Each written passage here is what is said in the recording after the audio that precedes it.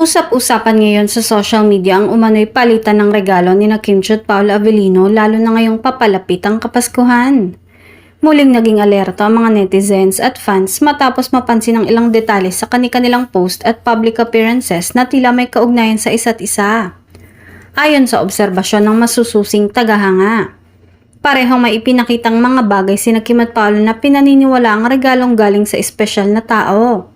Bagamat hindi diretsahang pinangalanan kung kanino galing ang mga ito, kapansin-pansin ang pagkakatugma ng timing at ang tila inside meaning ng kanilang mga pahayag.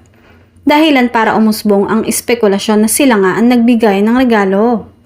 Sa kabila ng lumalakas na hinala, nanatiling tikom ang bibig ng dalawang aktor pagdating sa tunay na estado ng kanilang relasyon.